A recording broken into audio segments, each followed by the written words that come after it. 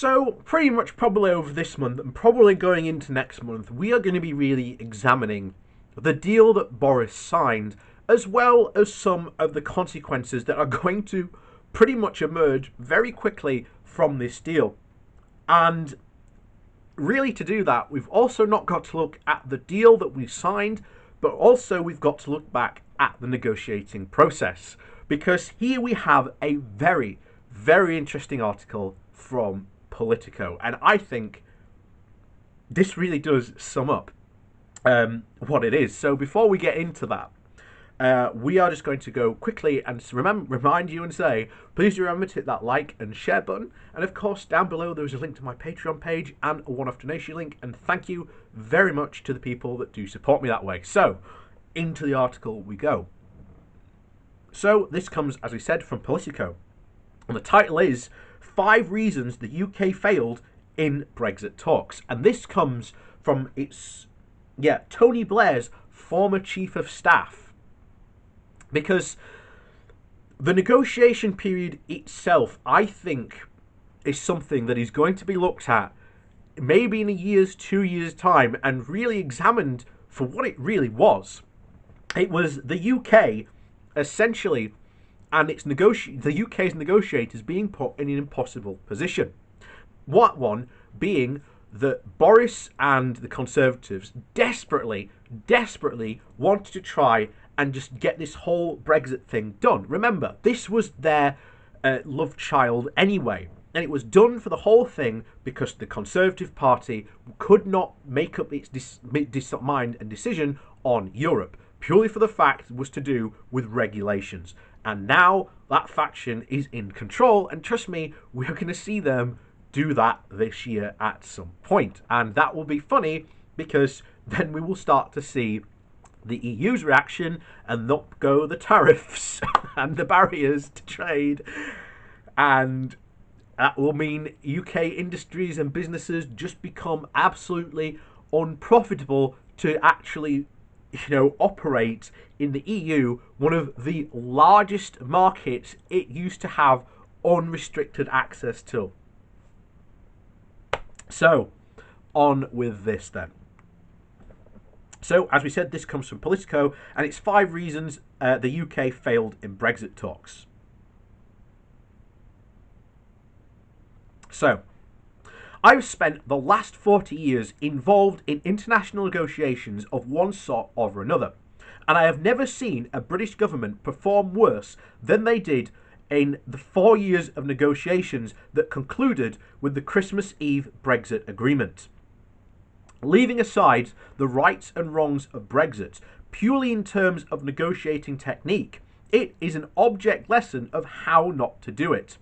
As the bluster and self-congratulation dies down, it is worth standing back and looking at what we can learn from this debacle. We have ended up with an agreement which is more or less where the EU started.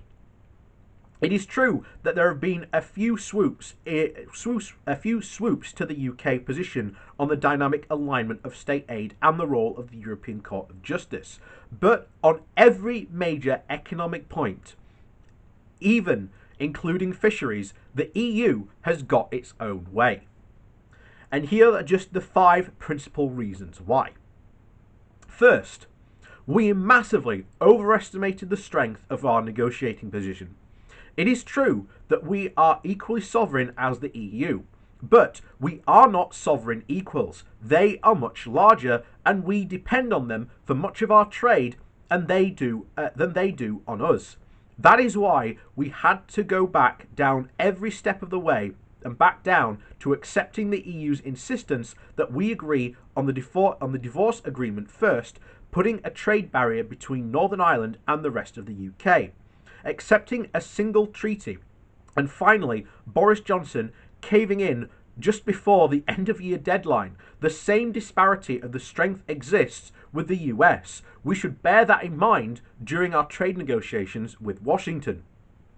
Secondly, we fired the starting gun before we had worked out our own position, with the result that we had spent the first 2 years of negotiating with ourselves While EU Chief Negotiator Michel Barnier, the clock was ticking, triggering Article 50, the legal mechanism which kicked off the limited exit process.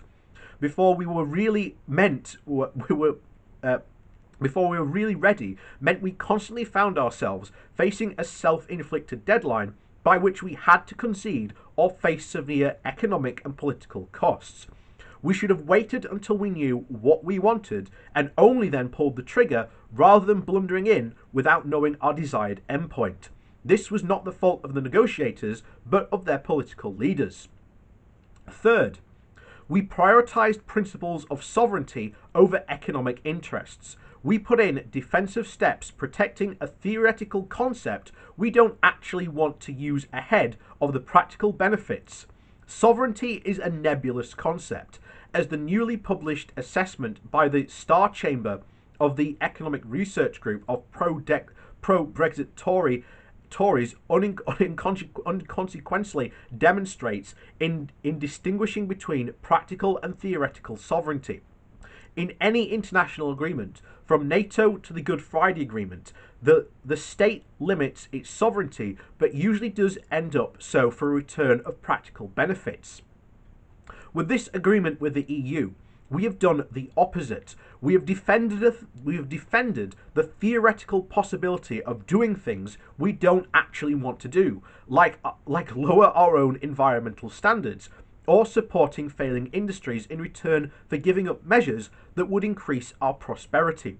So we have spent the last few weeks fighting and losing over fishing, which represents 0.1% of our economy, while accepting that services, which represent 80% of our economy and where we have a competitive advantage, is excluded from the agreement. We have therefore ended up with a free trade agreement which is worse in substantive terms than many others the EU has actually recently concluded. And we have certainly not secured the non-tariff barriers as Boris Johnson has claimed. Fourth, trust is fundamental to any successful negotiation, and we have willfully destroyed the EU's trust in our commitment to implement what we have already agreed by threatening to unilaterally renege on the Northern Ireland Protocol. Number 10 reportedly throughout could provoke a crisis by therefore giving themselves the whip and hand whip in hand as the EU panicked. Instead, the EU kept calm and ploughing on through with its objectives as we tried to waste time on silly technical games. We were forced to back down before we could sign the FTA, so we made no substantive gain. But the practice will be paid for in the future as we try to negotiate further agreements with the EU on financial services and justice at home, on home and affairs issues in the absence of trust.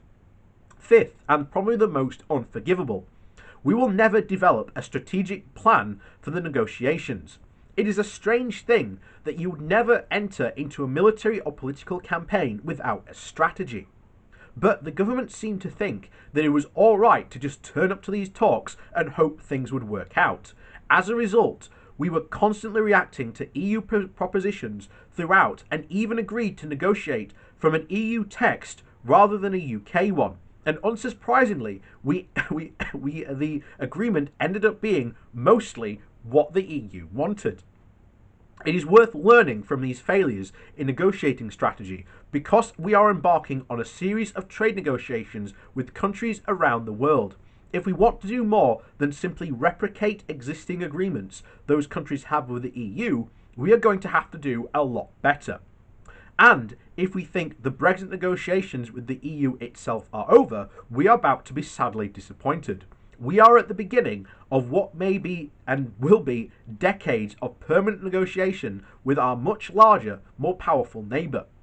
We do not want our government to make the same mistakes again, or we will all pay for it. And that is the truth. You know, you strip out which, regardless of where the sign you were at, and that is the truth. And easily, he says that, not having a strategy was easily the biggest one. But one of the most obvious ones was obviously the triggering of Article 50. And I've said this was the UK's biggest mistake ever.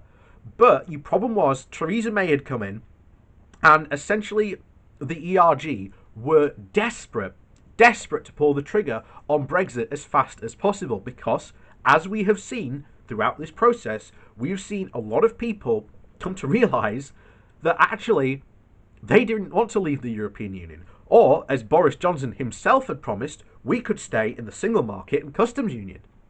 You know, even Nigel Farage said at one time Norway would be a desirable option for the UK. But of course, they wanted to try and get it done as quickly as possible. They even wanted to avoid the possibility of a second referendum coming up to see if this was really what people actually wanted to do. So they had to move, and know that they had to move as quickly as they possibly can. And we almost, to a point, succeeded in trying to get a second referendum. Unfortunately, Labour, the Lib Dems and the SNP decided to go for essentially another election rather than a referendum, which is what we should have really have gone for. But unfortunately, that's history. That's what happens. And, you know, history will not be kind to those people in the future, especially to the Liberal Democrats and their strategy during that 2019 election phase. And now we are... Like I say, I generally don't know what's happened. I'm doing this on New Year's Eve. So, and as was stated there, it is very, very obviously, very, very quickly, to make a point clear, Brexit is not going to go away, despite how much the Tories wish that it could. And that was probably what we saw on Wednesday. The fact that they just wanted to get Brexit over and done with, and then they can move on with the real good tasks of essentially massive deregulation, getting rid of workers' rights, and essentially, doing all so much even more worse. And the thing is, this is just going to bring us back the whole Brexit argument again. Because if we do start to deregulate our economy, the EU will punish us for this with tariffs, quotas, you name it.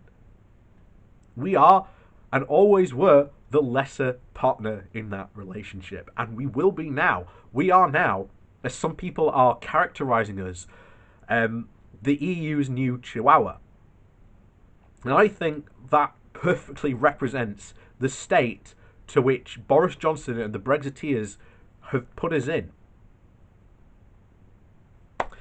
So, with that said, thanks as always for watching, and please do remember to hit that like and share button on the way out. And of course, please do remember to visit my Patreon page, and there's a one-off link down below for a one-off donation, should you like to support the channel in that way. And of course, thank you very much to the people that do support me that way. So, as always, we'll see you next time.